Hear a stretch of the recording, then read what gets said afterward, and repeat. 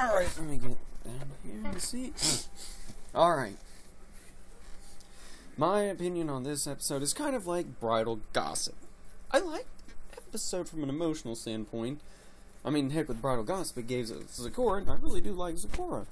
But from the objective viewpoint of what's wrong with this, to look at it from the point of view of analysis/review, it's kind of a minor train wreck. You know, train wreck might be a bit excessive, but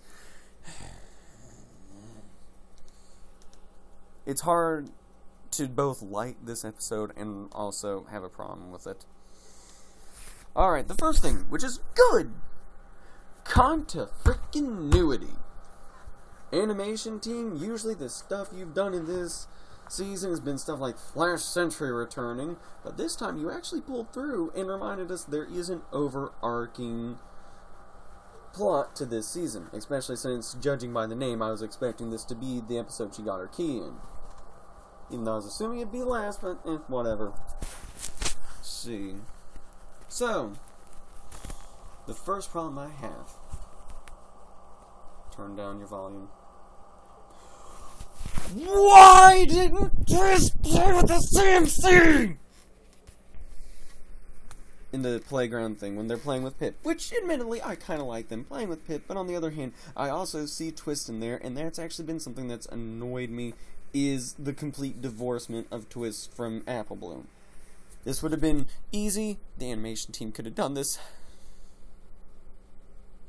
Not sure if the whole showing the little diagram of the mystery box makes up for this, or if that's just trying to do damage control for me personally, but I want to beat someone with a stick. As much as I like them playing with Pip, I still want to beat them with a stick. Okay. Turn your volume down again. Why was Diamond Tiara surprised?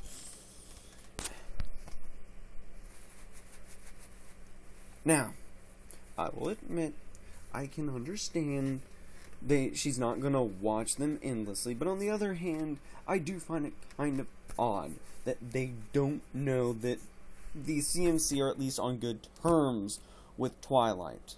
I figure the evidence is probably there.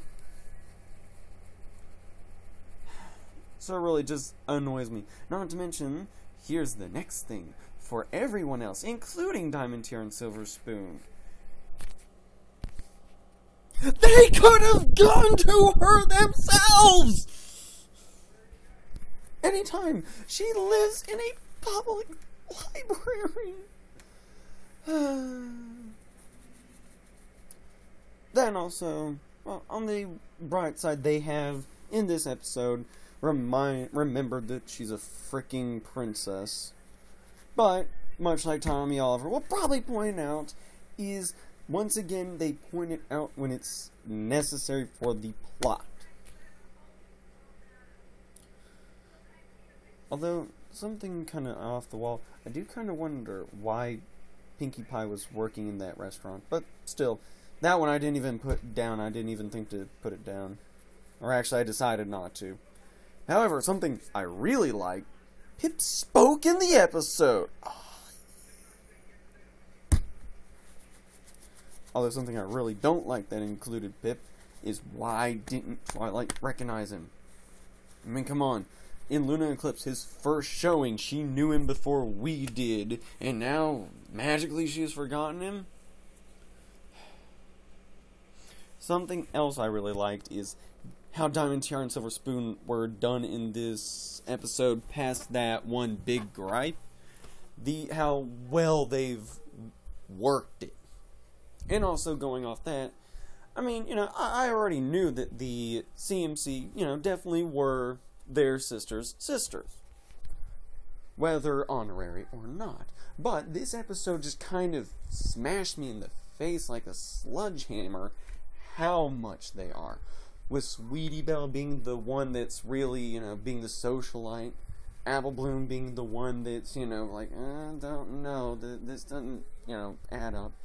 And with Scootaloo's comment of needing to pose for the camera because otherwise she looks sad when her photos are taken, and also her not wanting to research.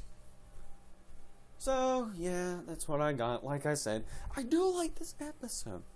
It's really an adorable episode, but there is the fact that from the viewpoint of, from the viewpoint of a reviewer or an analyzer, Trainwreck is probably an exaggeration, but it's the word that comes to mind.